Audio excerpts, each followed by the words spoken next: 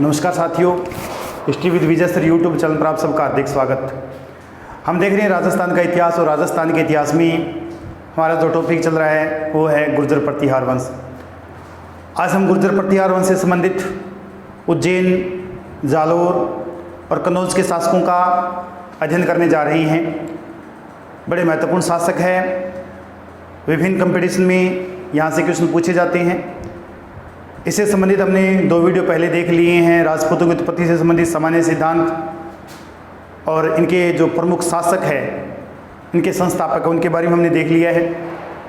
तो आज हम देखने जा रहे हैं गुर्जर प्रतिहार वंश के शक्तिशाली शासक कौन कौन से थे, इन्होंने अपने साम्राज्य का विस्तार कहाँ कहाँ किया, किन शासकों के साथ इन्होंने युद्ध किया, कौन सी इनकी उपाधियाँ हैं। चलते हैं गुर्जर प्रतिहार वंश के इस शानदार टॉपिक की तरफ। गुर्जर प्रतिहार वंश के अंतर्गत आज हम अध्ययन करने वाले हैं जालोर, उज्जैन और कन्नौज के गुर्जर प्रतिहार शासकों का। इन शासकों में जो पहला शासक मिलता है वो मिलता है नागभट्ट प्रथम। पिछले वीडियो में हम देख रहे थे कि एक हरिश्चंद्र नाम का मंडोर में एक ब्राह्मण था, रोहिल सिद्धि से। उसके 4 पुत्र थे, जिसमें एक का नाम था रज्जिल। रज्जिल का जो पोता था उसका नाम था नागभट्ट प्रथम।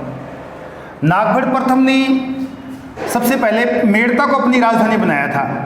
पहले इसने मेड़ता को राजधानी बनाया, और ये शक्तिशाली शासक था, तो इसका जो दरबार है वो कहलाता था नागावलोक का दरबार। मेड़ता में इसने अपने राज्य का या अपने राज्य की प्रमुख राजधानी बनाई थी। मेड़ता क्षेत्र में इसने अपने साम्राज्य का विस्तार किया था। शक्तिशाली शासक था, तो इसके दरबार को नागावलोक का दरबार कहा जाता था। और ये शक्तिशाली था क्योंकि राजस्थान के जितने भी राजपूत शासक थे वो इसके सामंत थे। उस समय जितने भी राजपूत शासक थे वो इसके सामंत थे, जिसमें हम बात करें तो गोहिल है, चौहान है, परमार है और चंदेल है, कलचूरी है, राठौड़ है। जितने भी राजपूताना के शासक थे वो इन सबके सामंत थे। शक्तिशाली शासक थी। नागभट्ट प्रथम शक्तिशाली शासक था, तो इसका दरबार कहलाता था नागावलोक का दरबार, शक्तिशाली शासक का दरबार। इसने अवंती या उज्जैन में प्रतिहार वंश की स्थापना की थी। मेड़ता से आगे बढ़ते हुए इसने अवंती या उज्जैन, इसमें भी इसने प्रतिहार वंश की स्थापना की थी। और शिलालेखों में इसे कहा गया है राम का प्रतिहार, लक्ष्मण का अवतार। इसे राम का प्रतिहार कहा गया है। मेघनाद युद्ध का अवरोधक, मेघनाद के युद्ध का अवरोधक कहा गया है। इंद्र के गर्व का नाशक कहा गया है और नारायण की मूर्ति कहा गया है। इंपॉर्टेंट क्वेश्चन बनता है कि गुर्जर प्रतिहार वंश शासकों में राम का प्रतिहार किसे, राम का द्वारपाल किसे कहा गया है? राम का द्वारपाल किसे कहा गया है? मेघनाद का युद्ध का अवरोधक कहा गया है। इंद्र के गर्व का नाशक कहा गया है। नारायण मूर्ति का प्रतीक कहा गया है। नागभट्ट को क्षत्रिय ब्राह्मण कहा गया है।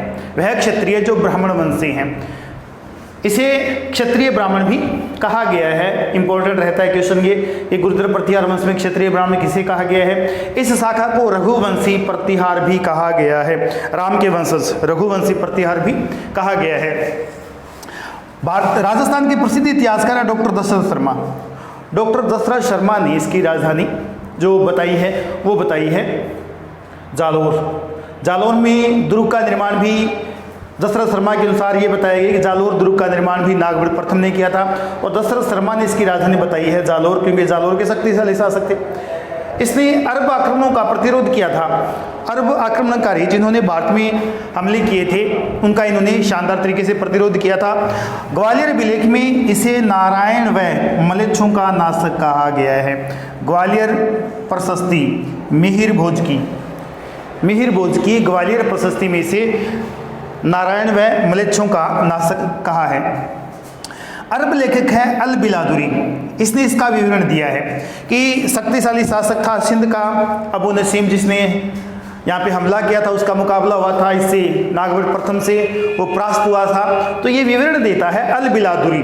अल बिलादुरी ने नागभट्ट प्रथम के शासनकाल का विवरण दिया है कि सिंध का एक कमजोर शासक था। जब नागभट्ट प्रथम था तो नागभट्ट प्रथम ने उसको परास्त किया था। राष्ट्रकूट शासक दंतीदुर्ग से इसका संघर्ष हुआ था। अब यहाँ एक शक्तिशाली शासक दंतीदुर्ग है, राष्ट्रकूट वंश का संस्थापक था दंतीदुर्ग, जिसने कन्नौज पर या उज्जैन पर हमला किया था और हिरण्य गर्भ यज्ञ का इसने आयोजन करवाया था।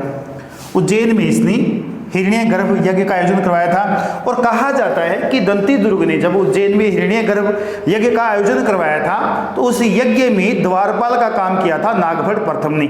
नागभट्ट प्रथम दंती दुर्ग के हिरण्यगर्भ यज्ञ के द्वारपाल थे, ये माना जाता है। नागभट्ट प्रथम ने बड़ौच की जो शाखा थी जिसका हम अध्ययन कर रहे थे, बड़ौच की शाखा पर इसने अधिकार किया। बड़ौच पर इसने अपना अधिकार किया, अपने साम्राज्य का विस्तार किया। नागभट्ट प्रथम का जो उत्तराधिकारी था वो था काकोस्थ। काकोस्थ कुछ समय के लिए शासक बना था, उसके बाद उसकी मृत्यु हो गई थी। काकोस्थ के बाद उत्तराधिकारी बना था देवराज। देवराज ये वैष्णव धर्म का अनुयायी था, वैष्णव धर्मानुयायी। वैसे तो गुर्जर प्रतिहार वंश के सभी शासक जो थे वो वैष्णव धर्म के अनुयायी थे, विष्णु को मानने वाले थे। और विष्णु के सम्मान में जब हम बात करेंगे आदिवरा उपाधि की, भोजराज की, वत्स इसमें मीर भोज की, तो उसने आदिवरा उपाधि विष्णु के सम्मान में धारण की थी। तो सभी जो शासक है लगभग वो वैष्णव धर्म के अनुयायी थे। इसके बाद शासक है वत्सराज।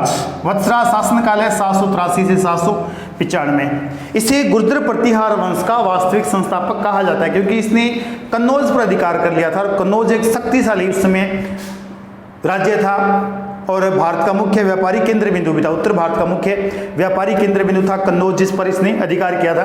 तो यहाँ वत्सराज शक्तिशाली शासक था। इसने गौड़ व बंगाल शासकों को परास्त किया। बंगाल के क्षेत्र में जितने भी शासक थे उनको इन्होंने परास्त किया था। एक अभी क्वेश्चन पूछा गया था आरपीएससी द्वारा कॉलेज व्याख्याता में, आरपीएससी द्वारा कॉलेज व्याख्याता में क्वेश्चन पूछा गया था कि ये जो कोल्यमाला ग्रंथ है अद्योतन सूरी ने लिखा था किस शासक के शासनकाल में लिखा था। ये क्वेश्चन पूछा गया था कि अद्योतन सूरी ने कोल्यमाला जो ग्रंथ लिखा था वो किस शासक के शासनकाल में लिखा गया था।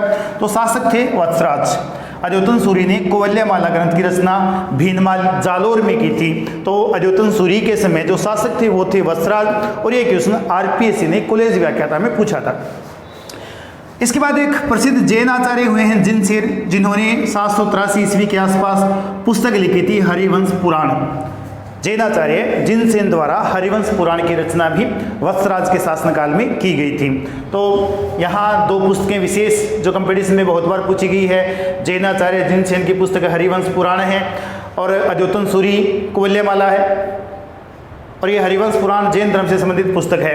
वत्सराज की एक पत्नी थी सुंदर देवी। सुंदर देवी से नागभट्ट द्वितीय का जन्म हुआ और नागभट्ट द्वितीय एक गुर्जर प्रतिहार वंश में शक्तिशाली शासक हुए हैं। वत्सराज के शासनकाल में लगभग 150 या 200 साल तक चलने वाले त्रिकोणात्मक संघर्ष की शुरुआत हुई थी। और ये क्वेश्चन भारत के इतिहास से संबंधित कई बार पूछा गया है कि त्रिकोणात्मक संघर्ष किस क्षेत्र को लेकर हुआ था। तो कन्नौज को लेकर तीन शक्तियों के आपस में युद्ध हुए थे और युद्ध लगभग 150-200 साल तक चला था। इसमें एक तरफ राजस्थान के गुर्जर प्रतिहार वंश के शक्तिशाली शासक थे जिसमें वत्सराज के शासनकाल में शुरुआत हुई थी त्रिकोणात्मक संघर्ष की। एक तरफ बंगाल के पाल शासक थे और एक तरफ दक्षिण भारत के राष्ट्रकूट शासक थे। तो तीनों शक्तियों ने लगभग 150 साल तक कन्नौज को लेकर युद्ध किया था और अंतिम विजय जो हुई थी वो हुई थी गुर्जर प्रतिहार वंश की। तो यहाँ वत्सराज के शासनकाल में त्रिकोणात्मक संघर्ष की शुरुआत हुई थी। हुआ क्या था कि गुर्जर प्रतिहार जो शासक है, एक तरफ तो गुर्जर प्रतिहार थे, एक तरफ बंगाल के पाल वंश थे, एक तरफ दक्षिण के राष्ट्रकूट थे। शुरुआत में वत्सराज ने बंगाल पर अधिकार किया, बंगाल पर इसने हमला किया तो बंगाल का जो शासक था धर्मपाल इसको परास्त कर दिया। वत्सराज ने त्रिकोणात्मक संघर्ष की शुरुआत की थी और वत्सराज ने बंगाल पर हमला किया। वहां का जो स्थानीय शासक धर्मपाल था उसको परास्त किया। उसके बाद इसने कन्नौज के शासक इंद्रायुध को परास्त किया। वत्सराज ने कन्नौज के शासक इंद्रायुध को परास्त किया। इंद्रायुध परास्त हो गया। अब जब इसने कन्नौज पर अधिकार किया, क्योंकि कन्नौज उस समय मुख्य एक व्यापारी केंद्र था भारत का, तो इसलिए वत्सराज को प्रतिहार वंश का वास्तविक संस्थापक कहा जाता है।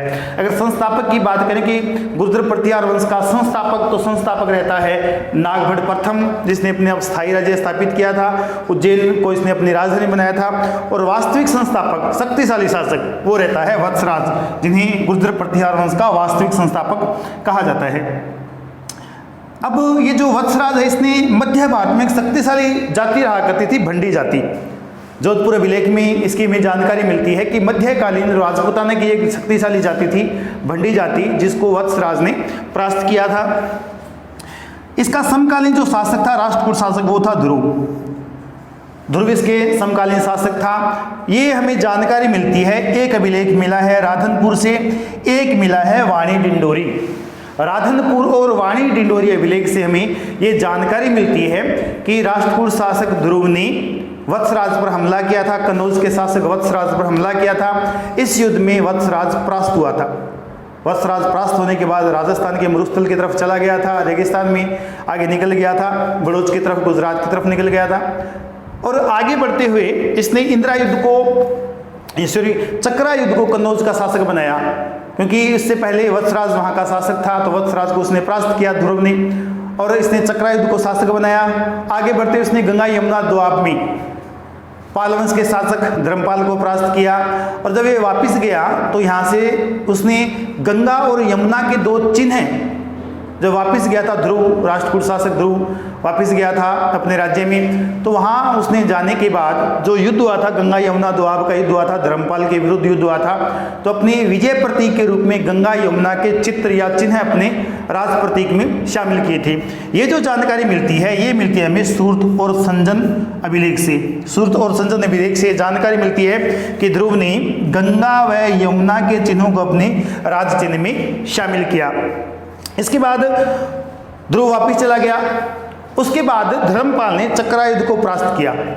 चक्रा युद्ध को परास्त किया। उसके बाद फिर वत्सराज के जो उत्तराधिकारी नागभट्ट द्वितीय, इन्होंने हमला किया। इसके बाद हम आगे देखेंगे, जैसे मिहिर भोज है। तो आज के लिए इतना ही, वत्सराज तक मिलते हैं अगले वीडियो में। तब तक आप सबका बहुत बहुत धन्यवाद।